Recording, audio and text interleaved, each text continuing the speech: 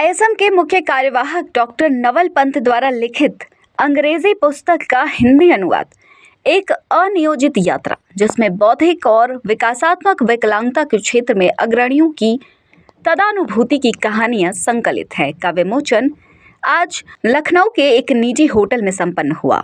कार्यक्रम के मुख्य अतिथि राज्यसभा के उपसभापति हरिवंश नारायण सिंह रहे, जबकि विशिष्ट अतिथि के रूप में योगदा सत्संग शाखा मठ द्वारा हाट के स्वामी वासुदेवानंद गिरी उपस्थित रहे। समारोह की शुरुआत मुख्य एवं विशिष्ट अतिथियों का पुष्पगुच्छ से स्वागत और वंदे मातरम गीत के साथ हुआ। इसके बाद पायसम के बौद्धिक रूप से दिव्यांग बच्चों ने सार्वभौमिक प्रार्थना और वंदना कार्यक्रम प्रस्तुत किया। पायसम के अन्य बच्चों ने रंग दे बसंती गीत पर समूह नृत्य कर सभी का मन मोह लिया। कार्यक्रम का संचालन अंजू मिश्रा, शिक्षक एवं प्रशिक्षण पायसम और प्रोफेसर रानू उनियाल, लखनऊ विश्वविद्यालय ने किया। इस दौरान लेखक डॉक्टर नवल पंत के साथ संवाद, मुख्य व विशिष्ट अतिथियों को अंगवस्त्र भेंट, पूज्य स्वामी जी के आशीर्वचन और पायसम के मित्रों का सम्मान भी हुआ।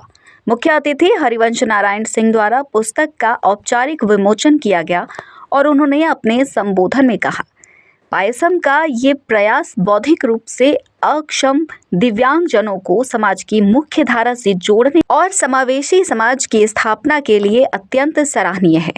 ये आयोजन विशेष जनों की अनकही कहानियों को उजागर करता है, सहानुभूति जगाता है और समाज को समावेशिता की ओर प्रेरित करता है। उन्होंने ये भी कहा कि दिव्यांगता के क्षेत्र में कार्य करने वाली अन्य संस्थाएं पायसम के अनुभवों के लाभ उठाकर अपनी सेवाओं को और प्रभावी बना सकती हैं। अंत में उन्होंने आश्वासन दिया कि ऐसे कार्यक्रमों में वो हमेशा शामिल होने का प्रयास करेंगे। कार्यक्रम के अंत में डॉक्टर नवल पंत ने धन्यवाद ज्ञापन दिया और राष्ट्रगान के साथ समारोह का समापन हुआ।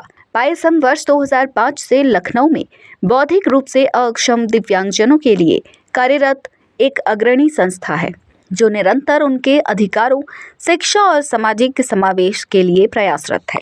हर प्रयास में साथ खड़ा होना ये मनुष्य होने का धर्म है। मैं उनकी पुस्तक पढ़ रहा था, शायद पेज 12 पर 7 अनुभव उन्होंने लिखे हैं, जिन अनुभवों से प्रेरित होकर उन्होंने अपनी यात्रा शुरू की। मैं विस्तार से उसमें नहीं जाना चाहता, लेकिन वो 7 अनुभव जहां तक मुझे याद मैं पढ़ा था।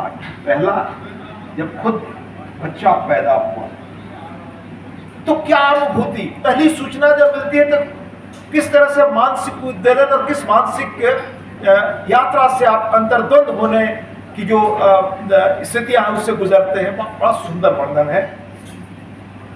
और इस काम में, यह काम क्यों औरों से अलग है, जो यहाँ संस्था पायलम वो चलाते हैं, उसमें परमहंस गुरु जी योगानंद जी के अनेक अद्भुत कामों से, यानी ध्यान कराना, बाकी चीजें कराना,